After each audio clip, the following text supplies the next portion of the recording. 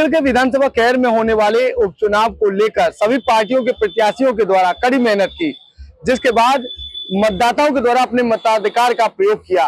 कुछ जगह पर लोगों के द्वारा बहिष्कार का मन बनाया, लेकिन अधिकारियों की सूझबूझ के बाद उनसे मतदान कराया गया। विधानसभा खैर के उपचुनाव की अगर बात कही जाए तो 5 प्रत्याशी मैदान में थे। चारूकैन समाजवादी पार्टी और कांग्रेस से समर्थित प्रत्याशी थी। भारतीय जनता पार्टी की अगर बात कही जाए तो सुरेंद्र दिलेर यहाँ से प्रत्याशी थे। आजाद समाज पार्टी की अगर बात कही जाए तो नितिन कुमार चोटेल यहाँ से प्रत्याशी थे। बसपा की अगर बात कही जाए तो डॉक्टर पहल यहाँ से प्रत्याशी थे। फिलहाल पत्रकारों से जानेंगे, ये वो पत्रकार है जिनके द्वारा तमाम चुनाव जो है कवरेज किए। आज भी चुनाव था, आज का माहौल कैसा रहा, कितना प्रतिशत मतदान रहा, साथ ही इस चुनाव में वो कौन सी ऐसी चीजें हैं जो पहले के चुनाव की अपेक्षा इस चुनाव में सबसे अलग रही। सबसे पहले जान लेते हैं, क्या कहेंगे, क्या नाम है, पहले के चुनाव में और इस चुनाव में कितना अंतर है? नाम क्या? मृत्युंजय शर्मा नाम है मेरा। देखिए, पहले के जो आम चुनाव होते हैं या पहले आम चुनाव रहे हैं अब तक, एक तो उनमें वोट का मत प्रतिशत थोड़ा ज्यादा रहा है। अभी बाई इलेक्शन हुआ है तो जो भी वजह रही हो, लेकिन अभी चुनाव का मतदान का प्रतिशत थोड़ा सा कम रहा है इस बार। अभी चुनाव के आंकड़े और आने बाकी हैं वोट के। दूसरी महत्वपूर्ण बात यह रही कि बसपा प्रमुख भूमिका में या पार्टी का जो अपना जनाधार है उस भूमिका में दिखाई कहीं नहीं दी और कैंडिडेट केवल औपचारिकता करते नजर आए। मुख्य रूप से मुकाबला भाजपा के कैंडिडेट और सपा कांग्रेस गठबंधन के कैंडिडेट के बीच ही दिखाई दे रहा है और दोनों के बीच में नजदीकी मुकाबला है और चुनाव पूरी तरह इन दोनों के बीच सिमट के रह गया। समाजवादी पार्टी की अगर बात कही जाए, अंदाजा लगाया जा रहा था प्रत्याशी जो एससी वर्ग से हैं और उनके पति जो हैं जाट हैं, तो कहीं ना कहीं अंदाजा लगाया जा रहा था जाट वोट बैंक जो समाजवादी पार्टी को मिला। क्या ऐसा लग पाया? नहीं, ऐसा है, ऐसा बिल्कुल ठीक अंदाजा है लोगों का, क्योंकि जो कैंडिडेट हैं वो दलित हैं और सपा का अपना जो वोट है, मुसलमान या यादव जो भी थोड़ा बहुत वोट है वो उन्हें मिलेगा, पार्टी का वोट मिलेगा। और उनके जो पति हैं वो चौधरी हैं और खैर जो है वो जाट बाहुल्य चौधरी बाहुल्य सीट है, तो इसका नेचुरली जो है स्वाभाविक रूप से उनको लाभ मिलेगा। क्या लग रहा है तमाम आजाद समाज पार्टी की अगर बात कही जाए तो दलितों को इकट्ठा करने की बात कही जाए थी, चंद्रशेखर यहाँ आए थे, तो क्या आजाद समाज पार्टी के लिए कैंपिंग नहीं की? क्या इसका नुकसान जो भाजपा को हुआ?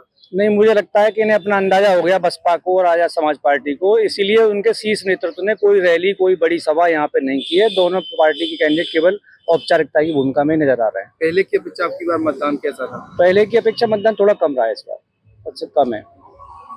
और लोगों से जानेंगे आखिर क्या कुछ कहते हैं। तमाम आपने चुनाव कवरेज किए, तमाम सरकारें बदल गई आपके दौरान, आज का भी चुनाव था, कैसा रहा चुनाव और क्या कुछ देखने को मिला इस चुनाव में? देखिए, उपचुनाव हमेशा सामान्य चुनावों से बिल्कुल अलग होता है। यही कारण है कि इसमें मतदान का जो फीसद है वो पहले से कम होता आ रहा है। लेकिन इस बार खैर विधानसभा पर सबसे अच्छी जो अलग बात रही है, ये 3 और 4 प्रत्याशियों के बीच नहीं, सिर्फ 2 प्रत्याशियों के बीच चुनाव हुआ है। भारतीय जनता पार्टी, राष्ट्रीय लोकदल गठबंधन का, समाजवादी पार्टी और कांग्रेस गठबंधन का। इसमें कहीं भी बहुजन समाज पार्टी और आजाद समाज पार्टी के प्रत्याशी कहीं मार्केट में, फील्ड में, जनता के बीच कहीं दिखाई नहीं दिए। यहाँ तक कि जानकारी ये भी मिली है कि उनके मुखिया भी इस चुनाव में कहीं प्रचार करते नहीं आए। तो इससे लग रहा है कि वो चुनाव लड़वा ही नहीं रहे। ये कैंडिडेट किस तरह से लड़ रहे थे इसके बारे में तो मतलब ये लोग जानते होंगे, लेकिन पूरी तरह से चुनाव इस बार जो देखने को मिल रहा है, भारतीय जनता पार्टी के समर्थन में ये चुनाव मतदान लोगों के बीच देखा गया, उत्साह देखा गया। और समाजवादी पार्टी के साथ एक सबसे बड़ी दिक्कत ये रही इस बार कि जो प्रत्याशी उन्होंने खड़े किए थे, उनके ससुर जो है वहीं के मलखान सिंह है, इगलास से रहने वाले जाट के, उनकी हत्या के मामले में उम्र कैद की सजा काट रहे हैं, जिन्हें नैनी जेल में भेज दिया गया है। तो इस चीज को लेकर जाट समाज में और थोड़ा सा आक्रोश उनके प्रति था, जिससे वो जो उनका अपना वोट परसेंटेज था वो भी भारतीय जनता पार्टी के पक्ष में आता हुआ दिख रहा है। क्या लग रहा है, तमाम चुनाव देखे आपने, पहले के चुनाव में और अब के चुनाव में कैंपिंग में कितना बड़ा बदलाव है? क्योंकि कैंपिंग जो है मुख्य धारा हुआ करती है चुनाव। भारतीय जनता पार्टी ने हर चुनाव की तरह इस बार कैंपेनिंग की है। समाजवादी पार्टी के अखिलेश यादव जी भी चुनाव पर बिल्कुल पल पल की नजर लगाए हुए बैठे हैं, लेकिन जो अन्य प्रत्याशी होते हैं, अन्य राजनीतिक दल होते हैं, उन्होंने कहीं कोई प्रचार नहीं किया। बाकी उपचुनाव तो देखो सामान्य चुनाव से हमेशा ठंडा होता हुआ देखा है, क्योंकि मुख्यमंत्री का चुनाव नहीं, सिर्फ एक विधायक का चुनाव है। मुख्यमंत्री का जो चुनाव होता है उसमें एक अलग सूरत होती है, अलग तस्वीर होती है, लेकिन ये चुनाव अन्य चुनाव की अपेक्षा बहुत डाउनफॉल में रहते हैं। सुरेंद्र दिलेर की अगर बात कही जाए तो सुरेंद्र दिलेर को राजनीतिक परिवार का फायदा मिलेगा, क्योंकि सुरेंद्र दिलेर के पिताजी भी सांसद रहे, विधायक रहे, दादा भी सांसद विधायक रहे, तो क्या कहीं ना कहीं सभी वर्ग को उनके द्वारा लेकर चला गया, तो क्या इन सब चीजों का जो है सुरेंद्र दिलेर को फायदा मिलेगा? देखिए उनके दादाजी कृष्णलाल दिलेर थे, वो पूर्व सांसद रहे। उसके बाद उनके बेटे राजीव दिलेर, सुरेंद्र दिलेर के जो पिताजी थे, वो राजीव दिलेर हाथरस से सांसद रहे। ये खैर से इलेक्शन लड़े हैं, तो आप ये देखिए क्षेत्र का कितना बड़ा अंतर है। उसके बाद भी ना जन समर्थन इसलिए मिल रहा है क्योंकि ये बिल्कुल जमीन पे बैठने वाले लोग हैं। ये मैं जो कह रहा हूँ जमीन पे उस तरह से नहीं, बिल्कुल जमीन पर धरती पर बैठने वाले लोग हैं, इसलिए लोग इन्हें और ज्यादा पसंद करते हैं। लोग पसंद कर रहे हैं प्रत्याशियों को, तो क्या मानना है जिस तरह से चुनाव रहा और चुनाव में कहीं ना कहीं तमाम तब्दीली देखी गई पहले की अपेक्षा, तो क्या कुछ खास नजर आया? नाम क्या हुआ? मेरा नाम मोहम्मद शैसी। इस बार चुनाव में जो देखने को मिला है वो कैंपेन, चाहे वो इंडिया गठबंधन हो चाहे एनडीए गठबंधन हो, दोनों ने कैंपेन अच्छी की है। लेकिन वही जो और दल थे जैसे बहुजन समाज पार्टी हुई, आजाद समाज पार्टी, वो कहीं भी इस चुनाव में लड़ती हुई नजर नहीं आई, जिसके चलते हुए जो सीधा फायदा है वो भारतीय जनता पार्टी को देखने को मिल रहा है। पिछले जब कैंपेन शुरू हुई थी तो लग रहा था कि समाजवादी पार्टी इसमें कहीं ना कहीं टक्कर करेगी, लेकिन वो बिछड़ते बिछड़ते जो आजाद समाज पार्टी और बहुजन समाज पार्टी वो नहीं कर पाई, तो उसका सीधा फायदा भारतीय जनता पार्टी को देखने को मिला। और प्रत्याशी भारतीय जनता पार्टी ने इतना बढ़िया उतारा कि पापा भी सांसद रहे, उनके पिताजी, फिर दादा भी सांसद रहे, चारों विधायक रहे, तो उसका ही बहुत बड़ा फायदा राजनीतिक दल से उनको मिलता हुआ नजर आया सुरेंद्र दिलेर को, जिसके चलते हुए कि भारतीय जनता पार्टी यहाँ पर काफी बढ़त बनाए हुए है। अभी पोलिंग 3 बजे है, 39% 50% तक पोलिंग होगी, तो पोलिंग तो थोड़ी कम है, लेकिन उसका फायदा जो पोलिंग कम है उसकी वजह से भी कोई नुकसान यहाँ पर भारतीय जनता पार्टी को नहीं देखने को मिल रहा। क्या लग रहा है जैसे 50% तक वोटिंग मतदान रहा 5 बजे तक, तो उस हिसाब से जो पहले की अपेक्षा ज्यादा रहा है या कम रहा है? ये उपचुनाव है, आम चुनाव में प्रतिशत ज्यादा रहता है, उपचुनाव में कम रहता है, कि उसके वजह से भी कम मान लीजिए, या उपचुनाव में रहता ही कम है, 50% बहुत है, जिसका सीधा आप देखने को मिलेगा। जनता कोई कुछ गाँव ऐसे भी थे जहां पर उसको चुनाव जो भविष्यकाल भी किया गया, उसके चलते भी भारतीय जनता पार्टी यहाँ पर लीड बनाई हुई है और मुझे लगता है कि वो चुनाव जीतने जा रही है। भारतीय जनता पार्टी के जो प्रत्याशी हैं लगातार कैंपिंग कर रहे हैं, समाजवादी पार्टी के भी कैंपिंग कर रहे थे, लेकिन फायदा किस प्रत्याशी को ज्यादा मिला? देखिए, एंटी इनकम्बेंसी नाराजगी जो है वो किसी से छिपी नहीं थी। भाजपा को लेकर खैर विधानसभा सीट पर बहुत ज्यादा नाराजगी थी, और जो वोटर्स हैं उन्होंने लोकसभा चुनाव में दिखाया भी था कि वो भारतीय जनता पार्टी से नाराज हैं। कैंडिडेट का जो सिलेक्शन हुआ है, प्रत्याशी का जो निर्णय भारतीय जनता पार्टी ने लिया, उसके बाद कोई भी विरोध करने की वजह नहीं तलाश पाया। उसका फायदा बीजेपी को बहुत ज्यादा हुआ, प्रत्याशी को तो हुआ ही है सुरेंद्र दिलेर को, लेकिन भाजपा को उसका फायदा इस लिहाज से हो गया कि सीट वो जीतने की कगार पर है। अब अगर देखा जाए तो सुरेंद्र दिलेर की जो इमेज है ना, वो इसमें बहुत इंपॉर्टेंट रोल प्ले कर रही है बाई इलेक्शन में। उनके जो पिताजी हैं, मतलब पिताजी थे दिवंगत, उनके दादा बहुत मतलब अच्छा बड़ा पॉलिटिकल करियर रहा, और ये तीसरी पीढ़ी है दिलेर परिवार की जो राजनीति में है।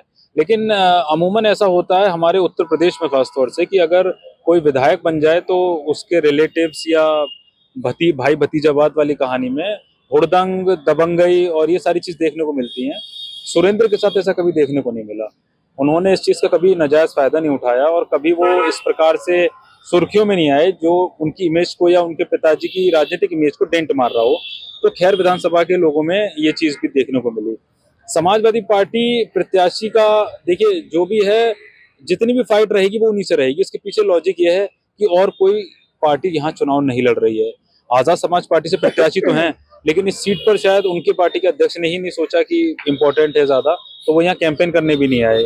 और बहुजन समाज पार्टी में भी कोई खास जो है बड़ा चेहरा प्रचार करने नहीं आया। जिसको टिकट दी गई उसके बारे में लोग जानते भी नहीं है कि वो कौन है। रह जाती है समाजवादी पार्टी और कांग्रेस गठबंधन की प्रत्याशी, तो चारू क्योंकि एक चुनाव लड़ चुकी हैं, प्लस उनके जो ससुर हैं वो जाट हैं, और हालांकि वो जेल में बंद हैं, लेकिन एक पुराना नाम है राजनीति में, तो उनको लोग पहचानते हैं। तो वो उनकी बहू है, उसको लेकर जो बेनिफिट्स हो सकता है चारू के इनको उतना बेनिफिट मिल पाएगा। और जीतने की कगार पे वो इसलिए नहीं आ पाएंगी कि 2022 का चुनाव जब वो लड़ी 65,000 वोट आए, बसपा से लड़ी, दूसरे नंबर पर रही, लेकिन 2022 से लेकर 2024 तक इस बीच वो क्षेत्र से बिल्कुल गायब रही। तो अगर उनको आगे अपनी पॉलिटिकल करियर जारी रखना था खैर विधानसभा से, तो उनको क्षेत्र में निकलना था। तो नाराजगी लोगों की ये भी है कि वो क्षेत्र में नजर ही नहीं आई, और अब चुनाव में सिर्फ टिकट लेकर, नामांकन से एक दिन पहले उनको टिकट मिली, वो सिर्फ नामांकन भरने आए और चुनाव में आके खड़ी हो गई और चीजें चल रही हैं। तो ये सारे सिनेरियोज हैं और सत्ता का चुनाव होता है, लेकिन अलीगढ़ में जिस प्रकार से देखना चाहिए था उस प्रकार से वोटिंग परसेंटेज नहीं जा पाया। तो कोई बड़ी बात नहीं है, बाई इलेक्शन में कम ही पोलिंग होती है और बीजेपी प्रत्याशी को जीत पहले से मुबारक हो, यही कह सकते हैं। क्या कहेंगे, जैसे सुरेंद्र दिलेर प्रत्याशी हैं, अब तमाम परिवार से राजनीति का नाता रहा, लेकिन चुनाव कैंपिंग के दौरान भारतीय जनता पार्टी के तमाम तरह के बयान वायरल होते हैं, वीडियो वायरल होते हैं, लेकिन ये इकलौता ऐसा प्रत्याशी रहा विधानसभा खैर में जिसके ना कोई विवादित नारे या फिर ना कोई बयान उनकी तरफ से कोई वायरल हुआ। देखिए, ये पुरानी कहावत है कि संस्कार यदि दादा के अच्छे होते हैं तो नाती तक पहुंचते हैं। ये सारा सबसे अच्छा प्लस पॉइंट सुरेंद्र दिलेर के साथ रहा कि वो दादा की विरासत को, सियासत को, विरासत को, वो दोनों को आगे बढ़ा रहे हैं, इसलिए वो कहीं विवादित नहीं है। यदि उनसे कोई बात नहीं, मैंने देखा क्षेत्र में जनसंपर्क के दौरान कि यदि उनसे कोई व्यक्ति बात नहीं कर रहा तो उसके पास जाते हैं, बार बार पूछ रहे थे कि भैया मुझसे कोई नाराजगी तो नहीं है, मुझसे कोई दिक्कत तो नहीं है। तो एक सबसे बड़ी चीज होती है जो लोगों के दिल में कहीं ना कहीं जगह बनाती है, इसलिए सुरेंद्र दिलेर को हर वर्ग के व्यक्ति ने पसंद किया। हाँ, मैं यहाँ एक चीज बता देना चाहता हूँ, खैर क्षेत्र में जो मुस्लिम वोटर हैं उसमें भी भारतीय जनता पार्टी के प्रत्याशी ने कहीं ना कहीं सेंध लगाई है। 5 से 10% वोट, मुस्लिम वोट भी सुरेंद्र दिलेर के पक्ष में जाने की पूरी आशंका व्यक्त की जा रही है। क्या लग रहा है, समाजवादी पार्टी का जो प्रत्याशी हैं चारुकेन, उन्होंने कैंपिंग नहीं की या फिर उन्हें फायदा नहीं मिल पाया? तो जिस तरीके से उनके जो नया चेहरा था, पहली बार वो चुनाव में आई है यहाँ पर, तो जिस तरीके चुनाव चल रहा है और जिसे कैंपिंग की जा रही है, और पार्टी भी है, बीएसपी भी है और आजाद समाज पार्टी है, तो उनके द्वारा जिस तरीके से जो दो पार्टी है चुनाव में नहीं दिखाई दे रही है, तो समाजवादी और बीजेपी के बीच का चुनाव रह गया। जिस तरीके से समाजवादी को उम्मीद लग रही थी कि ये चुनाव लड़ेंगे, कैंपिंग करेंगे और मेहनत की शुरू की जा रही थी, उसका बीच में चुनाव आते ही उनकी कैंपिंग खत्म हो गई।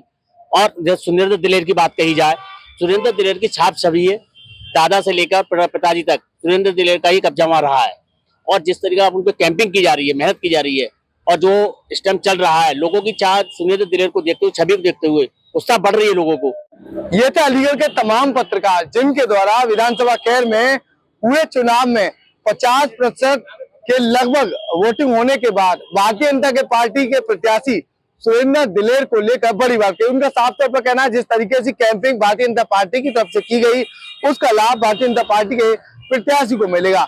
समाजवादी पार्टी की प्रत्याशी के द्वारा जो कैंपिंग नहीं की गई, जिसके चलते वोट ग्राफ जो है वो समाजवादी पार्टी का कम नजर आया। बसपा की अगर बात कही जाए तो बसपा के प्रत्याशी चुनावी मैदान से शुरू से ही गायब नजर आए, लेकिन आजाद समाज पार्टी की अगर बात कही जाए तो आजाद समाज पार्टी के प्रत्याशी के द्वारा कोई भी कैंपिंग नहीं की गई। तमाम जो आला लीडर हैं वो उनके विधानसभा खैर में नहीं पहुंचे। यही कारण है चुनाव जो है भारतीय जनता पार्टी की ओर खिसकता हुआ नजर आया है, अलीगढ़ के वरिष्ठ पत्रकारों के द्वारा बताया गया है।